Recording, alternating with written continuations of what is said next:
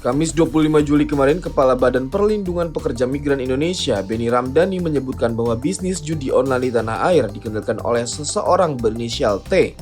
Sosok ini adalah warga negara Indonesia yang mengendalikan bisnis judi online dan scamming atau penipuan online di Indonesia dari Kamboja.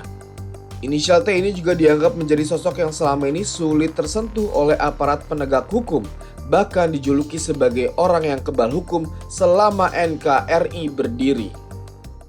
Untuk hal ini, saya menyatakan di depan Presiden, Panglima TNI, dan Kapolri, sebetulnya sangat mudah untuk menangkap siapa aktor di balik bisnis judi online di Kamboja dan siapa aktor di balik scamming online.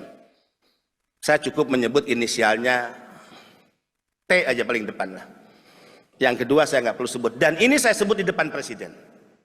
Boleh ditanya kepada Pak Menko, Pak Mahfud MD saat itu.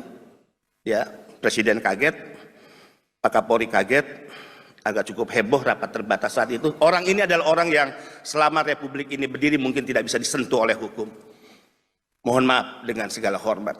Saatnya negara mengambil tindakan tegas, tidak hanya menyeret para calo, kaki tangan, tapi mampu hukum menyentuh para bandar, para tekong, mereka yang kita kategorikan sebagai penjahat, penjual anak bangsa yang selama ini mengambil keuntungan dan pesta pora dari bisnis haram perdagangan manusia.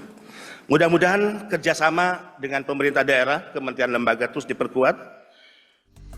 Namun, Menkominfo Budi Aris Setiadi mengaku tidak tahu siapa inisial T yang disebut Benny. Dan ia membantah bila inisial T yang dimaksud merujuk ke anak mantan Presiden Tommy Soeharto. Budi mengaku ikut mendengar nama inisial T yang merupakan pengendali bisnis judi online di tanah air ini, tapi ia berdalih ada banyak yang berawalan huruf T, termasuk Ajudan Prabowo Mayor Teddy Indrawijaya. Untuk penangkapan badar judi online, Budi menyerahkan kewenangannya kepada polisi, sementara tugas kementeriannya adalah Satgas Pemberantasan yang berfungsi hanya mencegah agar praktik tidak semakin meluas di masyarakat. Ini kalau soal penegakan hukum, itu kita serahkan kepada aparat penegak hukum. Tugas kami adalah bagaimana mencegah judi online itu menjadi permainan atau hal yang digunakan oleh masyarakat. Kan saya ketua harian bidang pencegahan, tugas kita mencegah.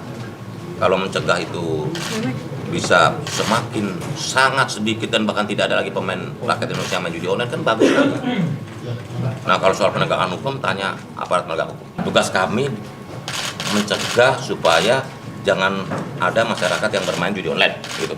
Dengan kita menutup 2,6 juta lebih situs judi online, sekitar 6.700 lebih rekening bank dan juga e-wallet dan sebagainya, kita mampu menahan kecepatan judi online ini. Kalau kita ibaratnya begini loh, di tahun 2023 ini angkanya 327 triliun nih.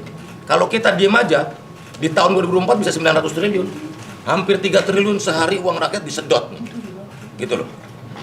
Dengan yang kita lakukan sekarang paling tidak udah mulai bisa lebih turun dari angka tahun lalu. Menkominfo Budi Aris Setiadi mengklaim Satgas Pemberantasan Judi Online sudah berhasil menekan akses bagi masyarakat ke situs dan aplikasi dengan angka presentasi sebanyak 50% selama 1 bulan terakhir.